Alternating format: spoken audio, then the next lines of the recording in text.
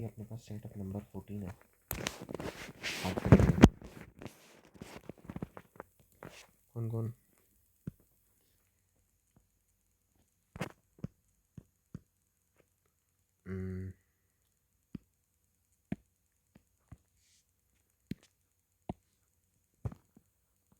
मोहन, मोहित, मनदीप, मुकेश, मंदार, मनीष, मनोज, विनोद।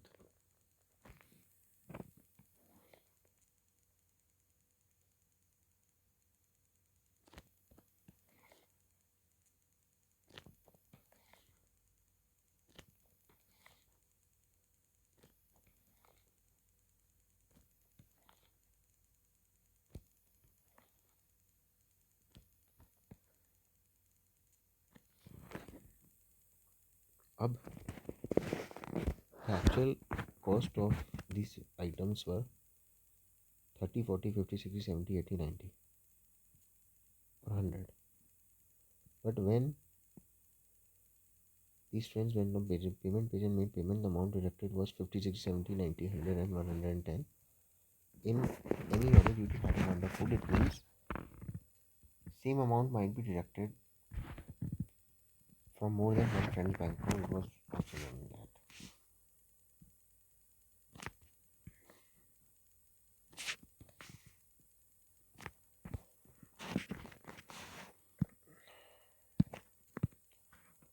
अब आती है मेन बात।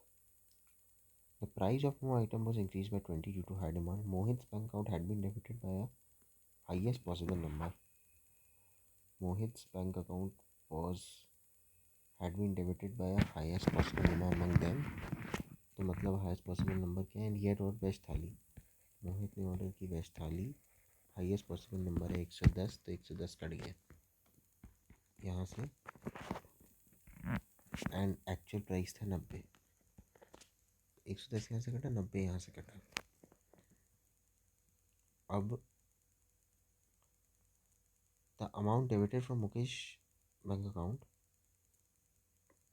वो लेस देन 70, मतलब 60 या 50, but more than that of the amount that debited from order burger. तो मतलब बर्गर के लिए होगा 50 रुपीज़ डेबिट और मुकेश के बैंक अकाउंट से 60 रुपीज़ डेबिट हुए, है ना। मुकेश के बैंक अकाउंट से 60 रुपीज़ डेबिट हुए और बताया नहीं किस लिए।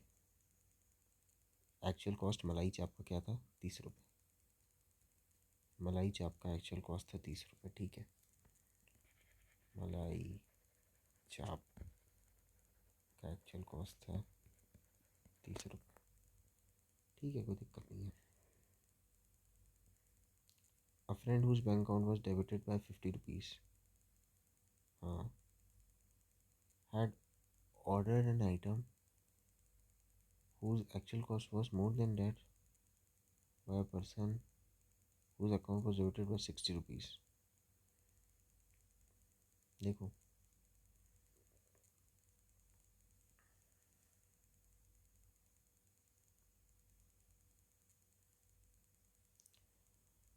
देखो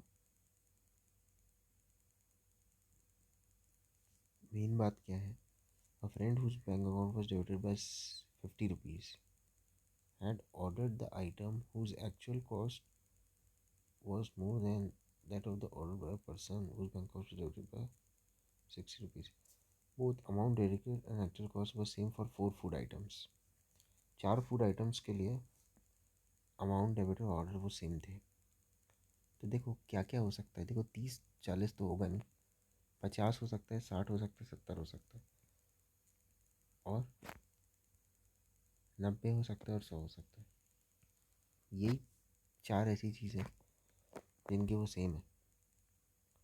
110 तो है नहीं, है ना। अब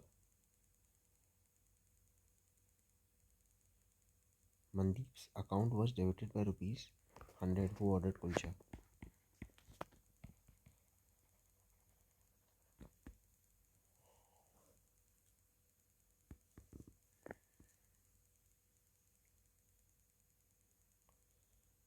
Actual price of the items ordered by Manish and Manoj were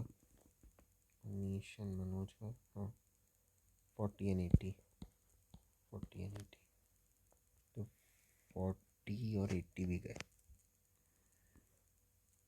अच्छा 90 भी चला गया तो कुलचा मतलब 100 रुपये का होगा, तो मतलब 100 वाला जो है वो तो आएगा, और जो 90 वाला है वो 90 में नहीं बिका। वो कितने में बिका? 90 वाला कितने में बिका? 90 में नहीं बिका, 90 वाला बिका 100 रुपये में। 90 हटा दो यहाँ से, 90 वाला बिका 110 में, 90 हटा दो, ये 100 रुपये का। अब अगर 50 वाला 50 में बिकेगा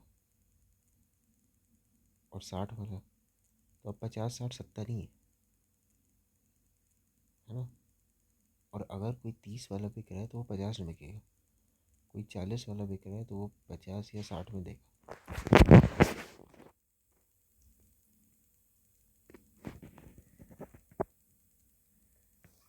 अब जो 40 वाला है वो कितने में देगा?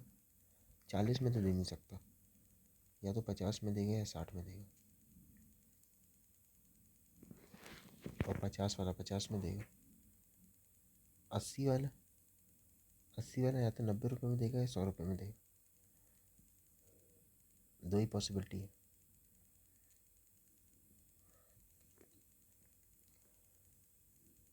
The actual cost of item order by Mandar was less than that of order by Manish.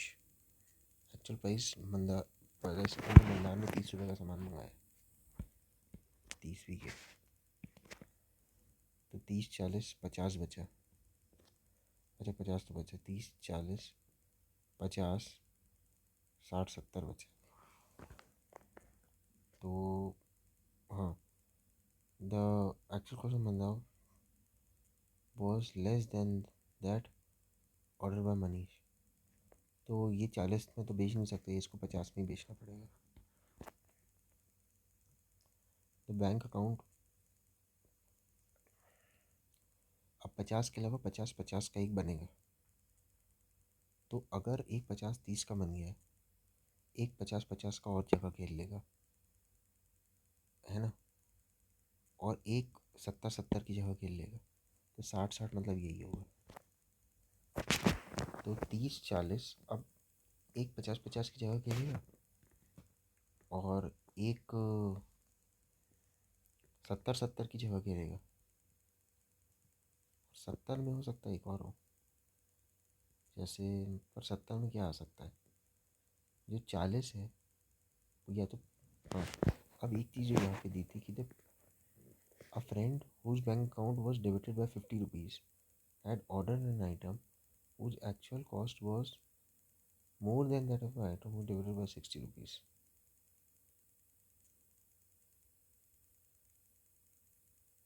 तो ये बात हो रही है कि जो बर्गर है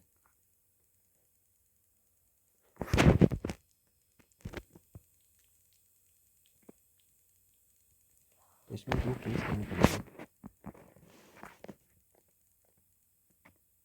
मोहन और विनोद के लिए,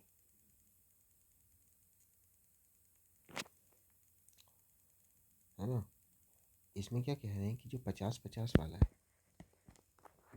bank account was debited by 50 rupees had ordered an item whose actual cost was more than that of a person who was debited by 60 rupees, तभी तो हो पाएगा। तो ये आ जाएगा 50-50 के लिए।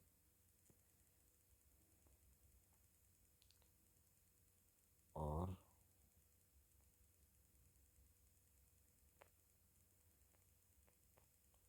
the bank account of a person who ordered idli was deducted by a higher amount।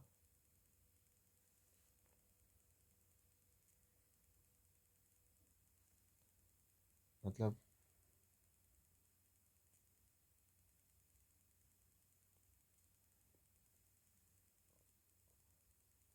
भाई जो जिसने इडली ऑर्डर की उसका ज़्यादा अमाउंट में हुआ होगा, जिसने इडली ऑर्डर की उसका ज़्यादा अमाउंट में हुआ होगा देन जिसने डोसा ऑर्डर किया, उसके ज़्यादा अमाउंट डेबिट हुए होंगे उससे जिसने डोसा ऑर्डर किया, but the bank account of a person who ordered idli was deducted by a higher amount than that of a person who ordered dosa, but by lesser amount than that of a friend who ordered veg thali, veg roll. इसका मतलब क्या है कि इडली जो है वो महंगी बिकी होगी डोसे से। तो देखो 8 फ्रेंड थे, हाँ, देखो बर्गर को 50 मिल गया तो बर्गर का 50 तो नहीं है। इडली क्या हो सकती है, 50 नहीं हो सकती।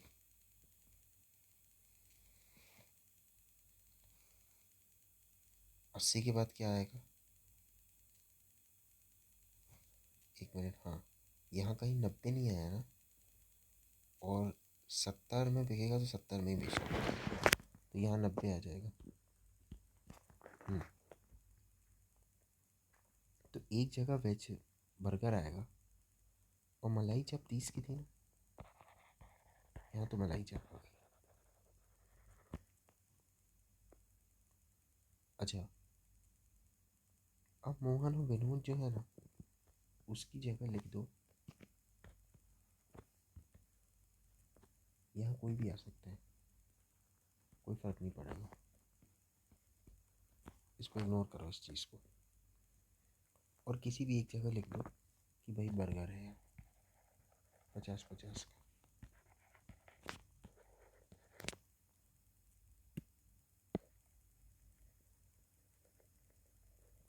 और एक जगह लिख दो कि यहाँ 70-70 का है। अब चीज़ें क्लियर हो जाएंगी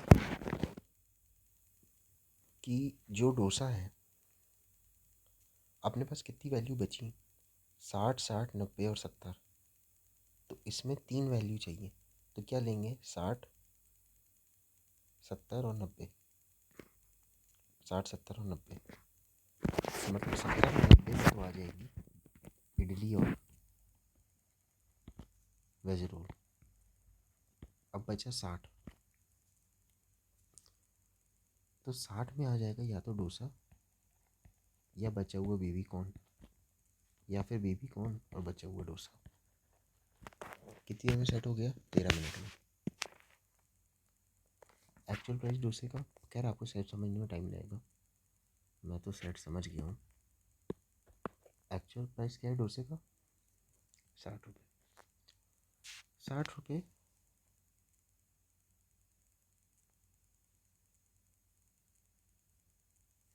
50 रुपये है, 60 रुपये है, 70 रुपये है, 90 रुपये है, 100 रुपये, 110। हाँ, एक्चुअल प्राइस क्या है डोसा का, 40 या 60 रुपये, either 1 or 2। Who ordered veg roll, Manoj. Actual price of burger and idli together was, burger and idli together actual price 120, और amount debited from Mandar's account was 50। एक बार मैं चेक कर लेता हूँ, तो ये आंसर सही है कि जब तक वो 14 से ख़त्म हो